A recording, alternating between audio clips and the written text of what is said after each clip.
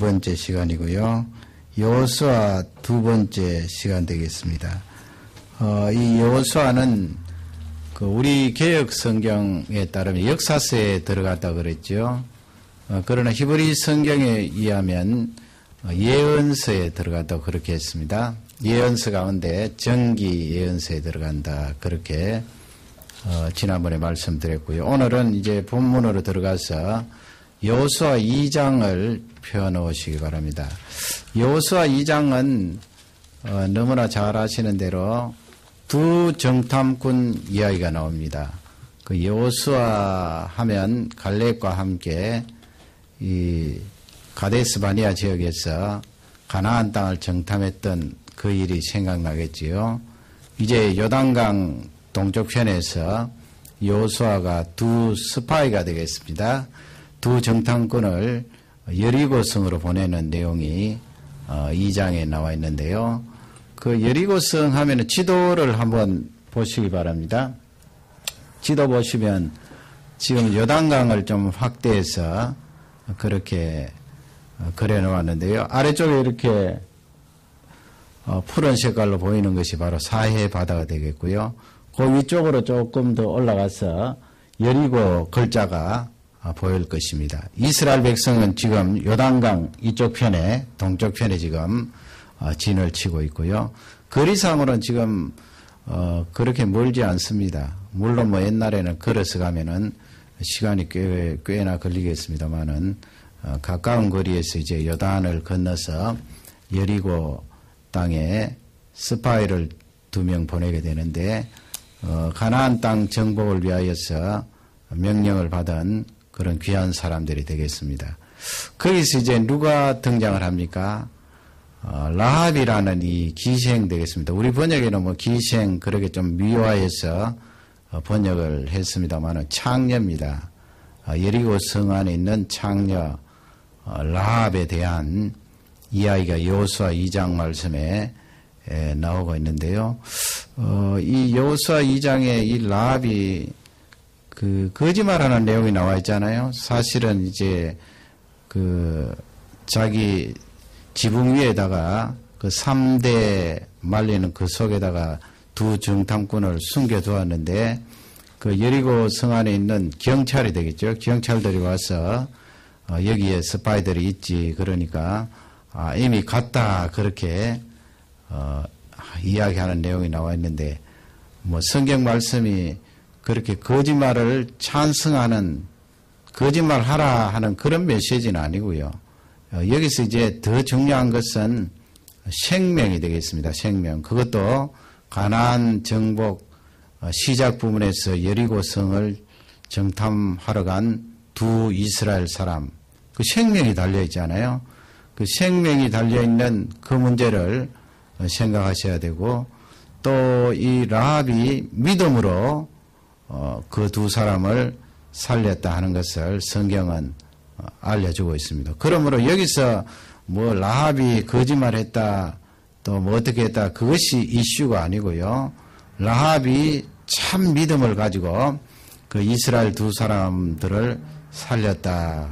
하나님을 바라보고 바로 믿은 귀한 여인이다 하는 것을 잘 알려주고 있습니다. 그러면은 그 내용을 이제 살펴보는데 사실 뭐 이 내용을 가지고 라합에게 초점을 맞추면 라합에게 공로가 많이 돌아가겠지요. 라합이 참 믿음을 가지고 라합이 그 두 정탐꾼을 숨기고 또 그렇게 잘해서 두 정탐꾼이 살아나고 라합이 구원을 받았다. 다윗의 선조가 되었다. 그렇게 라합에게 공로를 돌릴 수가 있는데 사실은 그런 관점보다는 이 여호수아 말씀을 통하여서 하나님께서 이스라엘 백성들이 가나안 땅을 점령하기 이전에 어떻게 이스라엘 백성들을 도우셨나 하는 그 관점이 대단히 중요합니다. 오늘 2장 전체 내용은 하나님께서 미리 그 가나안 땅에 활동하시고 역사를 하셔서 그 라합이라는 이 여인의 마음을 바꾸어 주시고 그 속에서 참 믿음이 생길 수 있도록 역사하셨다 하는 것을 우리에게 잘 알려주고 있습니다. 믿음의 그 문을 열어주신 분이 하나님이세요. 그래서 지나치게 라합 쪽에 초점을 맞추어서 라합이 귀한 사람이다. 라합이 믿음을 가졌기 때문에 구원을 받았다. 맞는 이야기입니다만은 너무 지나치게 초점을 그쪽에 맞추면 되지 않고요. 더 중요한 것은 23절, 24절인데 하나님께서 가나안 땅을 정복하려고 하는 이스라엘 백성들에게 어떻게 도와주셨나 하는 것을 강조하고 있는 내용이에요. 너희들 발로 밟은 그 땅을 다 너희들에게 주겠다 1장에서 말씀하시고 우리 하나님께서 너희들 열심히 전쟁을 하라 나 모르겠다 그렇게 하신 분이 아니고요. 미리 준비를 하시고 그 라합의 마음문을 열어주시고 두 정탐들이 들어갔을 때 그를 맞이하게 하시고 또 그 라합을 통하여 살게 하시고 그 여리고 성 안에 있던 사람들 또 가나안 땅에 있었던 모든 사람들의 지금 정신 상태가 어떤가 그 마음의 무장이 어떤가 그런 것을 이 싸움을 시작하기 전에 이스라엘 백성들에게 알려준 그런 귀한 내용이 되겠습니다. 그래서 그런 내용을 중심으로 이 2장을 살펴보기를 원합니다.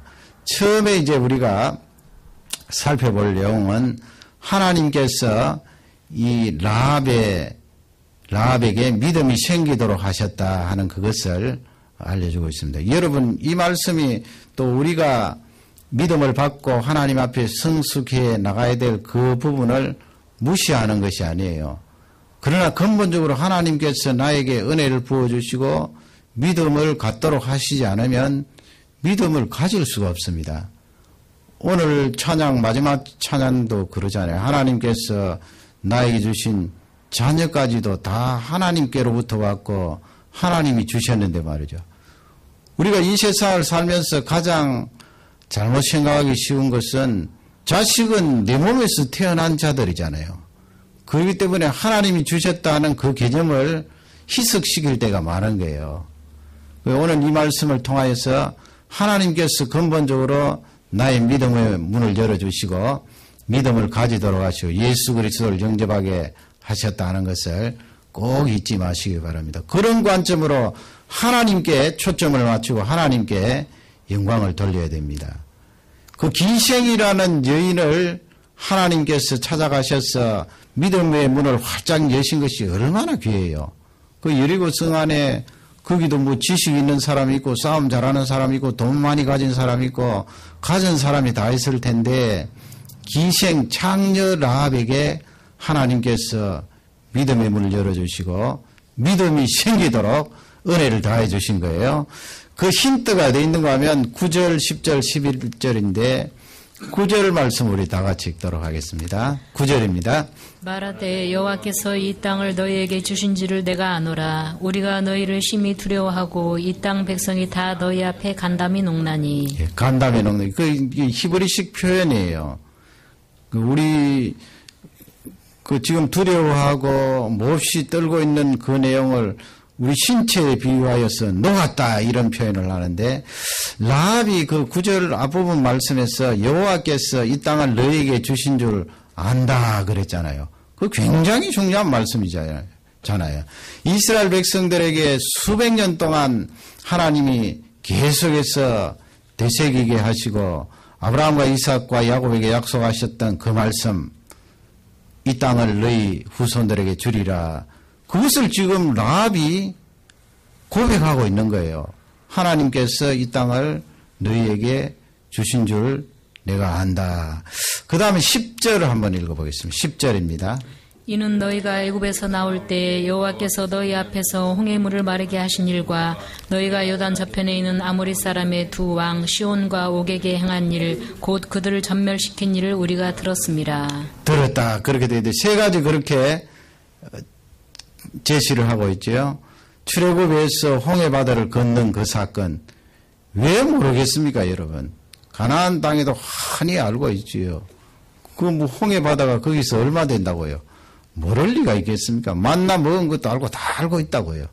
그리고 이제 이 모압 쪽으로 올라와서 아모리 족속들 그 옥 있잖아요. 그 다음에 시온 있잖아요. 그 왕들을 쳐서 정멸시킨 그 내용도 이 라합이 들었다 그렇게 했는데 라합 혼자 들은 것이 아니고 우리가 들었다. 거기 우리는 가나안 땅에 사는 모든 사람들을 다 말하고 있는데 가나안 사람들이 이제 여호와 하나님을 생각하기를 어떤 한 민족의 신으로 그렇게 생각했겠지요. 우리가 지금 믿고 우리가 의지하는 유일신 하나님, 이 우주를 창조하시고 다스리시는 그 하나님으로 아는 것이 아니고요. 홍해를 갈랐다, 만나를 내리게 하셨다, 각종 기적을 일으키셨다, 그런 소문을 들을 때 한 민족, 히브리 민족의 어떤 신이다. 그렇게 알고 두려워했는데 이 라합은 그렇지 않은 거예요. 히브리 민족에게 해당되는 한 국지적인 한 민족의 신이 아니고 그것이 어디에 있습니까? 이 우주 만물을 다스리시고 주관하시는 하나님으로 그렇게 고백하는데 그 고백의 내용이 11절에 있습니다. 11절을 우리 다 같이 읽도록 하겠습니다. 우리가 듣자 곧 마음이 녹았고 너희의 연고로 사람이 정신을 잃었나니 너희 하나님 여호와는 상천하지의 하나님이시니라. 예, 우리 번역에 상천하지의 하나님이다. 위로는 하늘로는 하늘 위에도 하나님이시요 땅으로도 땅 아래도 하나님이시요 진짜 신이라는 거죠. 우리의 고백대로 하나님은 이 우주를 주관하시고 다스리시고 창조하신 그런 우주의 절대자십니다. 라합이 그렇게 고백한 거예요. 가나안 사람들이 그냥 자기들이 바알 섬기고 아세라 섬기고 그렇게 하듯이 한 민족의 부족의 신으로 생각한 것이 아니고 이 라합은 지금처럼 완벽한 그런 신개념을 가지고 고백한 것은 아니지만은 하늘 위에 땅 아래 하나님 같으신 분 없습니다. 하나님을 고백하고 있잖아요. 이렇게 정확하게 자기 자신의 입술로 고백하고 마음으로 믿은 것은 라합의 공로가 아니에요. 하나님께서 그의 마음문을 열어주시고 그에게 믿음을 생기게 하셔서 이렇게 고백한 거예요. 홍해 가르신 것 듣고 만나 내리신 것 듣고 시온왕을 파하신 것 듣고 옥을 파하신 것 듣고 믿음이 생긴 거예요. 그 믿음 생긴 자체가 하나님께서 문을 열어주시고 하나님께서 믿음이 생기도록 하셔서 하나님이 이렇게 고백하게 된 것입니다. 이날 저녁에 우리가 생각을 해야 될 것은 내가 뭐 어릴 적에 예수님을 믿고 또 어머니 뱃속에서 예수 그리스도에 대해서 듣고 하신 분도 있고 중간에 믿으신 분도 있고 여러 가지 그런 감정과 또 믿음을 고백할 수 있습니다만 근본적으로 하나님께서 우리 속에 먼저 찾아오셔서 믿음이 생기도록 문을 열어주셨다 하는 것을 꼭 잊지 마시기 바랍니다. 그렇지 않으면요, 이 라합이 거짓말했잖아요. 거짓말했는데 자꾸 라합 쪽에 그 공로를 강조하면 안 되는 거예요. 하나님께서 그에게 찾아오셔서 믿음이 생기도록 은혜를 다해 주셨다. 우리 가운데도 하나님이 먼저 오셔서 믿음의 문을 열어주시지 않으면 내가 어떻게 예수님을 주로 고백할 수가 있습니까? 고백할 수가 없어요. 마음의 문을 열어주시고 믿음이 생기도록 하시고 성령께서 나를 가르쳐 주셔서 예수님을 나의 구세주로 고백하고 영원한 세계를 바라보게 된 것입니다. 두 번째 이제 생각할 것은 그 라합이 참 믿음이었다 하는 것이 증명이 되잖아요. 어떻게 증명이 됩니까? 행동을 통하여서 내가 입술로 하나님은 땅 아래 하나님, 하늘의 하나님, 이 우주 만물을 주관하시고 다스리시는 하나님입니다. 그 고백을 할 때 그것이 입증이 되어야 되는데 그것이 바로 행동입니다. 겉으로 드러나는 행동. 그것이 이제 12절, 15절, 16절인데요. 12절을 말씀을 먼저 받들어 있도록 하겠습니다. 12절입니다. 그러므로 청하노니 내가 너희를 선대하였은즉 너희도 내 아버지의 집을 선대하여 나의 부모와 남녀 형제와 무릇 그들에게 있는 모든 자를 살려주어 우리 생명을 죽는 데서 건져내기로 이제 여호와로 맹세하고 내게 진실한 표를 내라. 아멘. 선대했다 그러잖아요. 두 정탐에게 선대했다는 말씀은 그 중간에 우리를 살려주라 그 말씀과 바꿀 수 있는 거예요. 내가 너희들 두 사람을 살려주고 이스라엘 백성들을 향하여서 이렇게 선한 마음을 가지고 이런 행동을 했으므로 너희들도 우리를 살려주라 하면서 나 혼자 살려달라고 이야기한 것이 아니고 거기 부모, 형제, 친척들 다 포함하여서 살려줄 것을 언약하라 그러지요.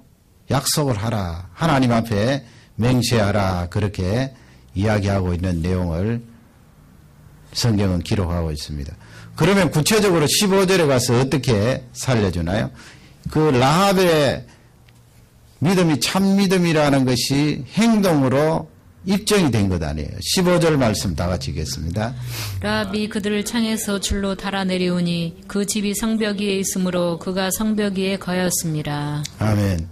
그 그림을 보시면은 이제 요즘 뭐 그림입니다만은 그 여리고 성은 두 겹으로 돼 있어요. 성이 1930년대에 그 발굴을 해보니까 두 겹으로 이렇게 되어 있는데 얼마나 견고한 성읍이에요. 그 벽과 성벽 사이에 그 폭이 4.5m 되는데 그러니까 적들이 쳐들어와서 첫 번째 성도 굉장히 성벽도 높은데 거기다가 다시 이렇게 쑥 간격이 있으니까 말이죠. 그 적들이 와도 좀처럼 공략하기가 쉽지 않은 거예요. 첫 번째 무너뜨려도 두 번째 성벽이 있으니까 얼마나 힘들어요. 그것도 뭐 낮은 성벽이 아니고 높은 성벽이고 옆으로 두께도 두껍고 한데 그 여리고 성에 살았던 사람들이 학자들이 조사를 해보니까 그 두 성벽이 있으면 그 위에다가 이렇게 큰 나무를 많이 걸쳐놓고 거기에다가 집을 짓고 살았다는 거예요. 그러니 이 기생 라합의 집도 그 위에다가 이제 집을 주고 성벽 위에다 말이죠. 오늘 말씀에도 그렇게 되어 있잖아요. 그리고 창은 이제 바깥으로 되어 있겠지요. 바깥 성벽에. 그러니까 그 창 바깥으로 이제 밧줄을 메어서 두 사람을 달아내려서 살도록 그렇게 하는 내용이 15절에 나와 있습니다. 이건 목숨을 건 행동 아니에요. 이스라엘 두 정탐 살리는 것도 살리는 거지만 자기 자신이 목숨이 걸린 문제예요. 그 속에 믿음이 없으면 확신이 없으면 그렇게 할 수가 없는 것입니다. 하나님에 대한 참 믿음이 그에게 있었기 때문에 목숨을 내어놓고도 그렇게 두 사람을 살려주고 자기 자신이 감당을 했던 것입니다. 16절 말씀 보면 또 좋은 그런 정보를 두 사람에게 제공을 하고 있습니다. 16절을 다 같이 읽겠습니다.